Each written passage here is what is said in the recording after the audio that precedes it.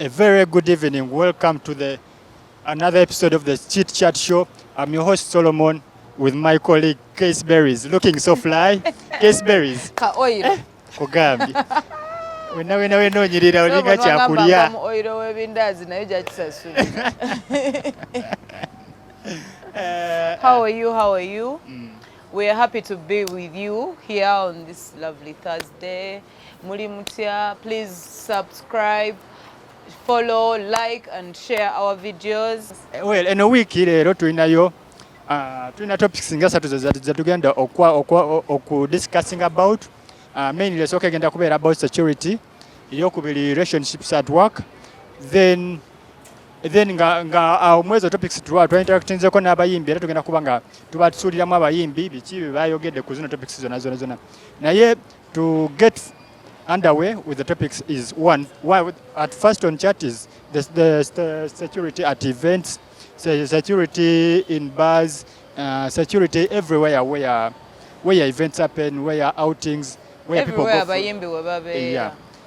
Kaycey, obaddeko ku bivulu bingi, obaddeko olabyeko ku bimu nga kuliko bubbi, ebirala nga tekuli bubbi, ebirala nga biri awo fairly. There is a blankets and wines I was at and I witnessed like 20 people being robbed of their phones. I didn't expect a show where people pay 100,000. Yeah. It would have so many thieves. Yeah. But then someone told me thieves have levels.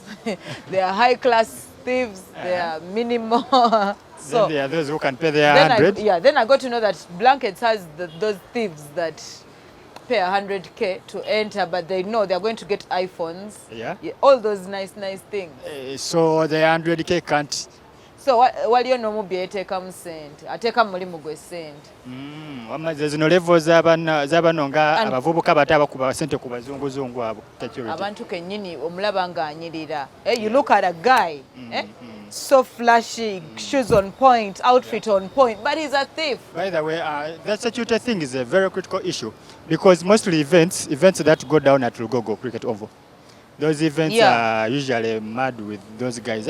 They always move in groups. One thing that I read about them is they tend at times to beat people very nastily. Yes. In that they leave you unconscious. Yes. Yeah. So at times you ask yourself, where are the bouncers I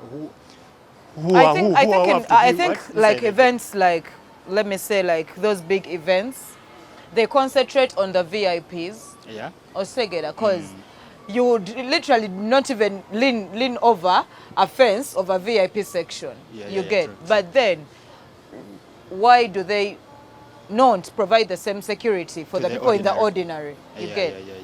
Because you look at Blankets and Wines, the VIP sections is fully guarded, bouncers, policemen, But then there are these people that are going to be robbed when it comes to 7. In the night.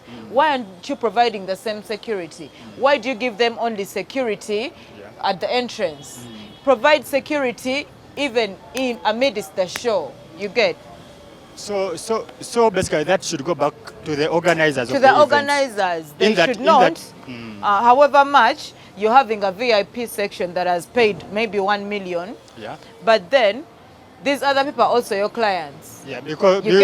Because they're the ones who are going to make your event to say it was successful, it sold out. An event for someone to pay 100,000 for an event.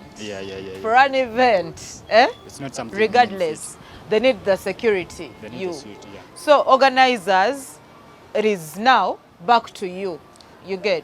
Security is for all of us at these events. So don't you think that these, like the associations like Uber, those ones, Uganda Bouncers Association, Uber should man up and then like Oba maybe beef up on their teams so that they can be able to have so many security personnel? They have so many, but then why I'm saying it goes back to the organizers, because Bob and Yini, they ask for that particular number that is only going to guard the VIP section.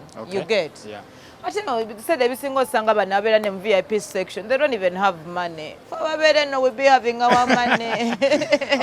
Okay. Kaycey Berries, let's take a look at what the artists like Beenie Gunter, Dax Vibez, Crysto Panda, Danra had to talk about the issue of security. You see now, for example, that the shows that I've told you about. Kati singa na ina security, nali nsobola okukola ki? Okugadingibwa. Ne bambeerako ne bakola ki? Ne ba protecting. So security is really needed. Oba oliwa, apart from ne wobeera wako olina okubeerawo ne simple security, because you don't know when the enemy is attacking. Olaba bakuba b'amagye kati olwo artist okitegeera. I mean, security eyambako ne bano ba fans abali improper sexually. Okitegeera. Eyambako bafani bano abali so bajita brutal bachita batya. Eh? Yes, aggressive, yeah. Nga agena kuja anyhow, yeah, you know. Abera akwagala nenga akuhatinga. So security is really important. It's even tomanya abantu they keep poisoning people. You know that poison your skin. Someone can just touch you, then you die. I don't think you really need 6 bodyguards. I don't really think. Kujangu yagala swaga. 2 people are enough to keep you. Yes. Naba omukaga boleta omuntu asobola okuba yitamu. Okitegeera. Nakukola kyayagala. I mean, okujjako ng'obajjayo nga it is time to swag. Now I don't think 6 bodyguards are really necessary. 2 are enough. Okay. Well, I advise stage security. Waliwo engeri abazungu gye baorganizinga wabeerawo stage security. Wabeerawo abantu abakuuma stage. Omimbi waba asaze onagamba kati nzika mu bantu abeerako n'abantu nga 3 abamuyisaamu oba 4. Omimbi waba ayimba okujjawo ng'agambye yoyo fan gwe ngenda okukwatako like nga njagadde ajja mukwatako. Ekitali wano e Uganda ojja kusanga nga ne fan atudde ku stage kwennyini. Okitegedde, I mean, I've seen a clip, I don't know why I saw it. Nenga fan yali ku stage atudde. Okitegeera, so it is really easy for fan to sexually harass you. Yes. So in your space, say yo, I want to give you an example of Tondeke Chiwatu, the Bebe Cool. But I Bebe Cool, we want to move. The Bebe Cool, I think Tondeke Chiwatu. Muterola ba space evera from the stage kubantu. That is what I want in the Ugandan, you know, ebi vulu promoters. Mwino kubeera one space. Bomimbi wayagala akayeka nazinira wansi n'amaana da ku stage. Yes. Yeah, very important. Every artist, every celebrity needs security because, like I told you, now we don't have the same settings. Like, not everyone is happy with what you're doing, you know. Even Jesus was killed. You understand? So, security is paramount. Let me put it like that. Security is paramount because you can't do nothing if you're not well protected your life, you know. Yeah, that's why you see even pastors, even whoever is an important person in the society is supposed to get security. And that's why you see even every other person deserves to get security. That's why we have even like soldiers and all of that, because at all times people are gonna run out of control, you know, and you gotta be ready for that. You should have every kind of security, whether you're a bouncer, whether you have a guy with a gun protecting you and all of that. Yes, it's supposed to be security. And then you yourself, you must have that, you know, that personal security. Like you should have some tactics about how to protect yourself in case something goes wrong at all times. Because it is about life, man. If I'm going to perform somewhere and I know I don't need to go blinged up, I'll work on that before, man. Because I know the kind of area that I'm going to. I don't need to go with all of this because it may cause, you know, like attention. So it's just we the artists at the same time knowing where do we step, and some things work somewhere and some things don't work, you know, somewhere. So you gotta know where your style works. It's very, even not a celebrity, every Ugandan has to be secure, but even mostly the celebrity abera kama somanji, you know, people have, some may have hate on the artist, others may love the artist too much, okubera obsessed ne bakola ekintu ekikyamu, you know. So abaka amaso mangi nti no, like a normal Uganda wabera nga ina threat artist ebera bigger, you understand. Me, I'm a boxer, but also I move with security when I'm going for such shows and that stuff, because it's important. Ogenda kuyimbira abantu batamiivu, oyimbira abantu bali excited nnyo, oba oyiza otuuka late abantu banyiize nnyo, you know. So olina okubeera neeyo, yeah, because olaba minisita abatamanyikibwa abatali popular babeera nezipatro nga zibagoberera. What about artists nga public, you know, target yonna? I think it's very, very important. Awamu bayinza okubeera batuufu naye awalala kiri important, because a branding a protecting nnyo Spice Dana. Omuntu wabeera wali ku Facebook namulanga tamula ne ba bodyguard nawe nga abadde nabo olunaku lumu, amanya Spice mwana sitomala gakola ki. So bano abantu bakubisa bwotyo ne bala Dax nga afunye Photoshop nga afunye akabode oba nga abantu bamutambulirako, oyinza okuba nga totambula nabo buli lunaku, but it gives a picture that she's protected. Then ochovala bano abantu baba getting attacked mulala bifo ebyenjawulo nga talina protection eyo and all that. So omuntu ayinza omuluma nga ali drunk, you know, nga talina normal senses ze, yeah, taking advantage. Not every time that you're supposed to have security. But when you're going for a show, yes. But I'm not a person who moves a lot. I'm a person who's, if I'm going for a show, yes, I'll get. But if I'm not going for a show, I'm coming for a TV show, why would I need security? I just come and, do my show. But if you're going on a show that has a lot of people, you must have security around you. You must have people around you that are going to protect you, because you never know who likes you. That's why I don't go to bars, because you never know who wants you, doesn't like you. Somebody may hit you up from nowhere when you don't even know. So what I advise every artist, if you have money to get a bouncer, get one, get two, maximum two. You don't need like 3, 4. For what? 2 are enough. If you're a good person, people won't hate on you. But when I wait, that will be your bad. You need like 5. But if you're a good person, 2 are enough. And I try to avoid moving a lot because of such things. That's why I've never found myself in that situation. But if I do, I pray to God I overcome it. I think you just need like bouncers that are going to be with you when you go for a show, that are going to protect you from fans. Maybe the fans are falling on you and they create way. Not the bouncers with the guns. You just need like bouncers that are mugged, protect you in case of anything, but not the ones with the guns, not the police. One, artists themselves need to reduce on the numbers of the people they move with. I'm Crysto Panda. I don't need to move with 10 people. For what? What are they going to do? You need to move like with 2, 3 people. Your manager, your DJ, or maybe the bouncer, like 1 or maybe 2, okay, maximum 4 people. So the artists, you need to reduce on the numbers of the people that you move with. Me, when I go for shows, I don't know why, but I move alone sometimes, and maybe with somebody else. I don't know other people. And another thing is about the guys, the owners of the event. They need to put their like bouncers that are going to be protecting the artists, apart from the artists themselves coming bouncers. Like for example, if an artist gets a problem on an event, who's going to be in charge? The organizer is going to face it. So they got to put their security for the artists. Okay, Kaycey Berries.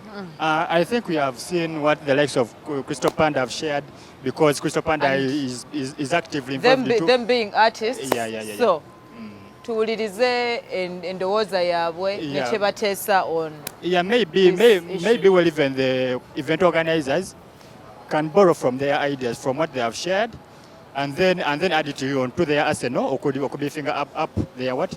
The with security. Our thoughts as well. Yeah. Should we discuss about relationships, about work, between workplaces, or we go straight out to the artists?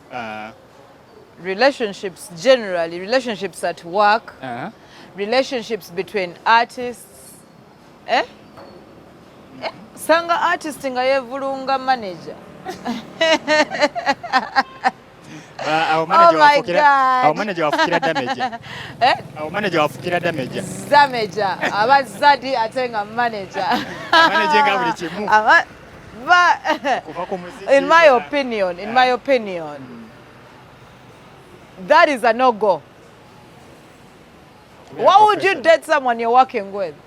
Chikusukka kolos. Chi ekisukka. Kisukka n'ogamba bannange. Nedda naawe Solomon. Imagine wako Kaycey. Oli omusanze busanze mukubo nono musanze mukubo temuli baluganda temulinako luganda. Mutambudde ekiro mutambudde emisana. So waliwo chemistry developing. Waliwo developing. You know webijjamu love. Olaba that is what we were talking about last time about Nina Rose and Daddy Andre. You don't mix business with love.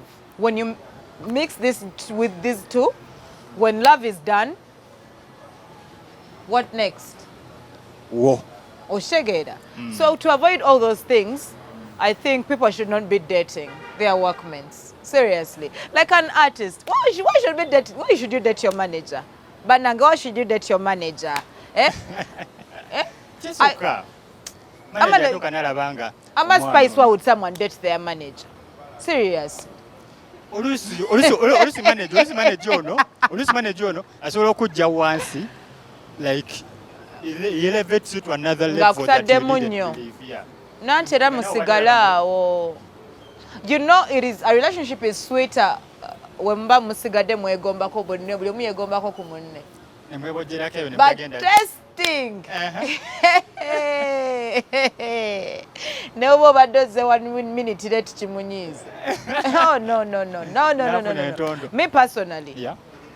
I cannot date someone I work with. Me personally. I cannot date someone I work with.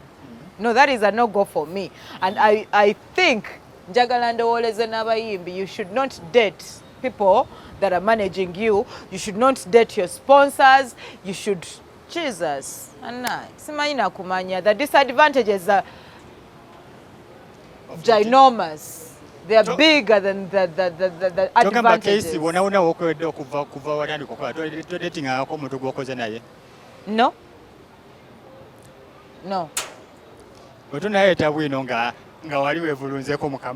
Amuyina amulete. My life is even so private. Amuyina amulete. Amulete? Lwaki why? Kati manager Fred. Nedda. We're friends. We are workmates. We cannot go beyond that. Nenkomaawo.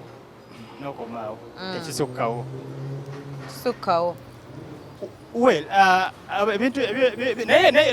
still it has some advantages. The advantages are very minimal. Negativity. No, why would you date your workmate? Olaba even in these big offices. Olaba even in these big offices. Tebakkiriza for you to date your workmates. Newe gaba masomero, they don't accept for teachers to be, unless nga bajja already, oshegera, but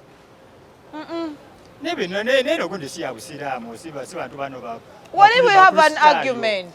Now, for example, Simon, let's take for example, imagine we're doing this show, we're dating, and then this very day we've had an argument, a terrible argument, and we have to work. We leave the argument back and then we come and then work. Mukwano nze ndi mukazi. Nsigala nkusajja tontunuulira nno tonsemberera.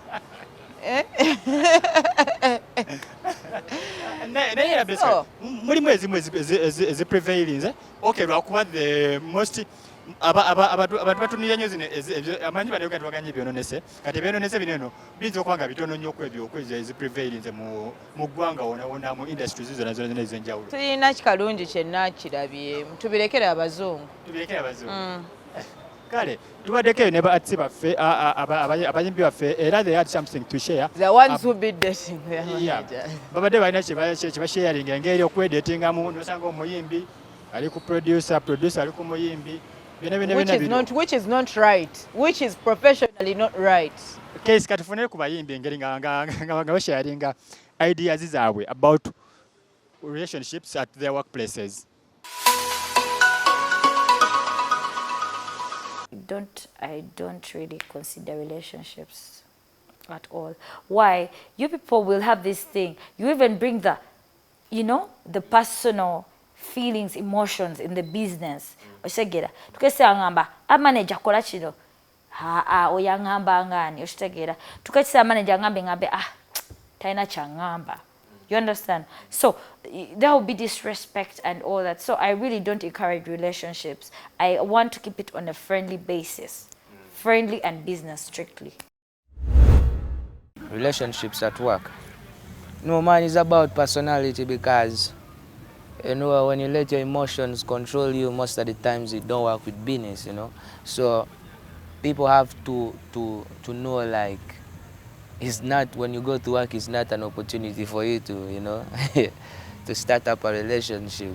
If you're supposed to start that relationship, start it for a reason, you know what I mean? But don't bring it to someone's company, because most of the times these relationships are started by people who don't own these companies. But if you're a business person, you know the difference between, work and having to be in emotional stuff, because ultimately, most of the times when you involve feelings into business, you're done with it. Yeah.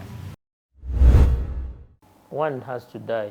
Either the love relationship, bedroom thing, or the stage thing, or it's rare. The biggest percentage, obviously. Yeah. I think tekikola era wotegera nkino omuntu omwagadde kati if I'm a manager of a lady mwagala then nemanya nti okay nemukwasa omuntu omulala nebintu ebimbiyitira omuntu omulala oyeja kubeera professional zinyiza otekamu feeling ayinza ogenda ku stage nayita akalenzi kazine naye nenkakuba engwala okitegeera. Yeah, man. As a person, I don't support it. Because sometimes there's a way you lose confidence. Sometimes when you have your partner, sometimes it's good because there's that chemistry you guys always have at the same time. But on the other hand, it's not good because what if you have a fun and you have your cost and the fun comes and she talks in a certain way, she touches you in a certain way, and then your girlfriend or your co-host is seeing, that's going to kill the whole mood of the show. So at some point, 70% I don't support it, but 30% is good because you have your partner around you all the time. That means there's some kind of security between you two guys that you can see what she's doing all the time.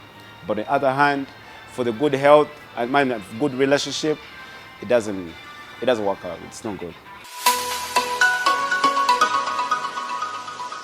Okay, welcome back. You've heard the views of our artists. Chebogera relationships at work.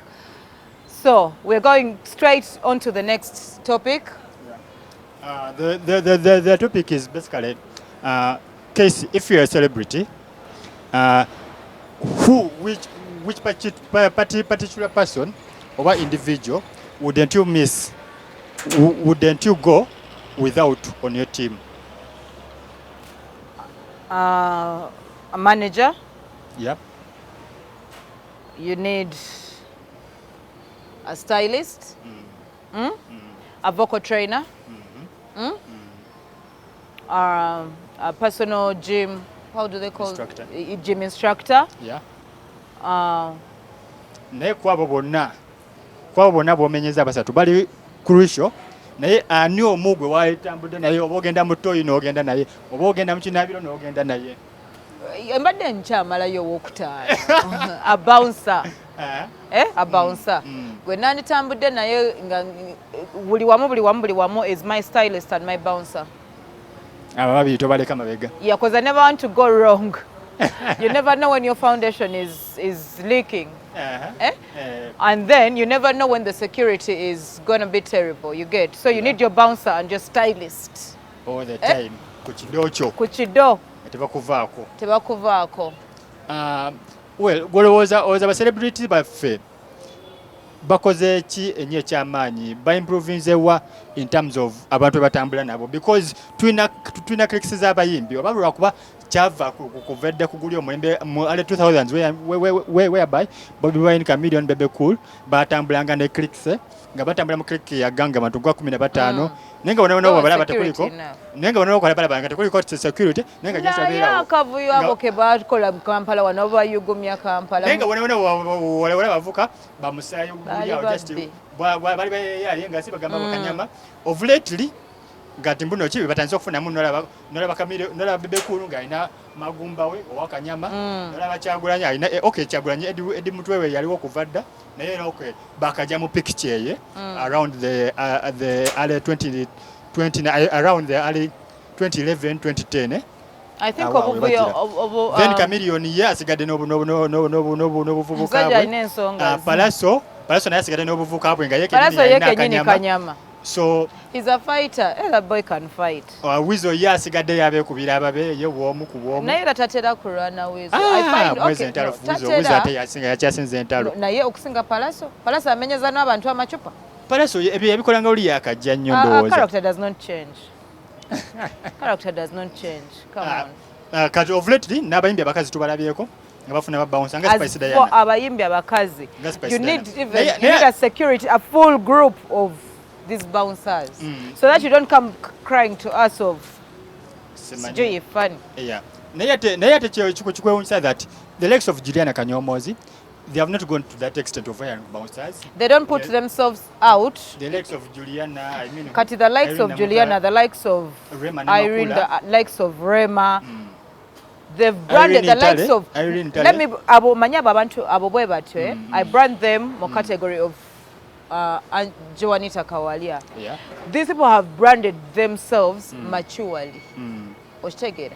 Togenda kubasanga simanya ku Sierro bakuba Kidongo simanya ku Cubana oshtegera bagenze kunwa shisha oshtegera. They've branded themselves maturely. That is what I can say. Tebe take her out into the danger. They'll go to shows, go to weddings, do what they've come to do, and that's it. So in that year, asobola n'okusasula security person for that particular event. Oshegera.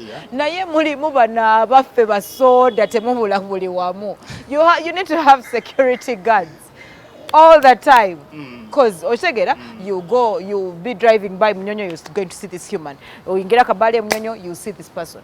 Oshegera, Oje Kampala, the same person. You guys. Babira bakola basically. That eye. Kaycey, why that? Katogwa kanyiza muno babira tebakola. Ababa bamaze okukola but then ne befuula too available. Omuyimbi bulako nze I don't know mulimu abayimbi benjagala ngengeri gye batwalamu obulamu bwabwe njagala. You see like A-Pass? Yeah. Omusanga emirundi emeka? Really? Oshegera? Very rare.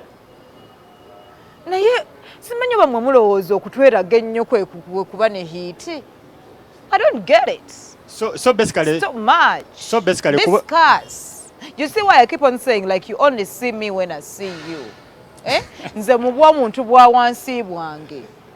You cannot find me everywhere. Someone should even go on their knees and pray if you see me on your event.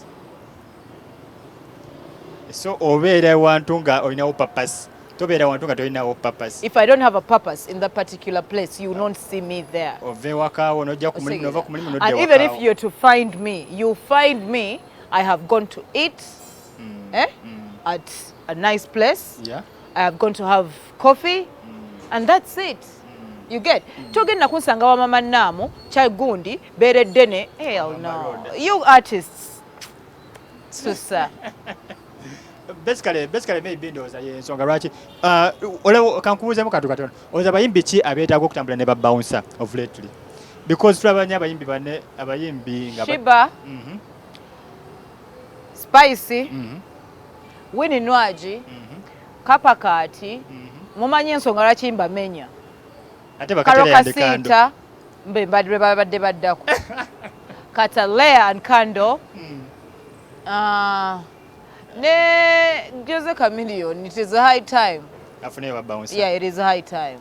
Because you know when you cannot stop talking. Yeah. You need some protection. So kati abo bona bomenyeza boloza oza kulwaki nsonga ki lwaki bamanyi lwaki mbamenyeza baga omuntu alenze okubanga tamanyi omulala nga yagala omunyonyole tulwanirira ddembe lya baana bawala naye ate nga bituusa so ffe engeri gye twagala okubaleka bambale nga we baagala bafune ba bodyguards basibe balyoke basibe obuntu bwabwe be bamanyi as long as buli agezaako omukono gwa tegunnatuuka nga bamuwa so wage ekyokubawa basically wakiwagire tubawa ddembe munnaye Museveni yaleeta eddembe we baatugamba bambale nga bwe baagala bakole nga bwe baagala naye babeere ne security. Twafunyeko abayimbi baffe abamu basharinzeko what they think about the most important people they should have on their views on who they need on their teams. Good enough, they're artists. Yeah. So let us get to hear what they have to say on who they need. Mulimu olinga agamba nti nze wange owo tabula ebyokunwa byange mpita naye. So let us get their views. A must-have is the manager. Yeah, to me, is the manager. Why? The manager handles most of the things. It doesn't matter whether it's financially or, you know, anything else. Because there are, you know, waliwo woba togenda kusobola kati ng'omukazi. Waliwo togenda fani agenda kujewo. Tosobola mugana kubanga badde mukwano gwo. Naye when you recommend the manager, oshege yaba so handling. So a manager is a must have. Apart from the manager, well, to me it's my PA. My PA. Yeah, my PA stroke promoter. My promoter bera kuchido or utaina kumisinga. The people, the rest can miss the stylist. You can find any. The makeup artist, you can find any. The photographer, you can find any. But that person, taina kumisinga. Yeah. Bro, I just don't have a big circle. I just have like a couple people, like 1, 2, 3 people. The people I started with. That's why you don't see me move with a gang. I don't believe in that kind of huge entourage. There is with so and so. No. I don't believe in that. I just look at people who have been there with me ever since I started my journey. There's my guy called Victor, man. That's my guy. He has been riding with me from day one. So. Manager is very important because me, I'm disorganized. Mbera nkola kino, nkola kino, rusinera bilantino nina muyimbi. Nsanga ntabula omusenyu nga manager ino gamba tulina gina program oyo manager is very important. Nokushima ya majago mba present mba promoter shitegera. Yeah man. Let me tell you the truth. That is good because if you have a road manager, if you have a camera guy, if you have a general manager and all of that, a must-have is God to control all these people. Because let me tell you something with talent, yeah?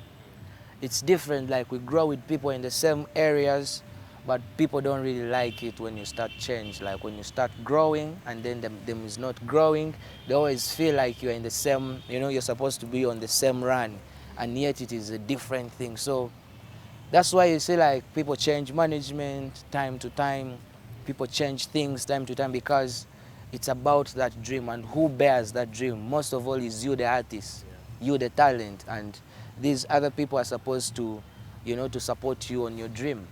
Yeah. So a must-have is the mastermind, who is Jah. Yeah. We are going to sign out, and I always keep it Mbu.ug for your entertainment stories. Website ya fao. Then Mbu Facebook, Mbu Twitter, Mbu Instagram, Mbu TikTok. on TikTok. Yeah. Hey, why don't you follow us on TikTok? Eh? Why don't you follow us on TikTok? For starters, you should follow us on TikTok though.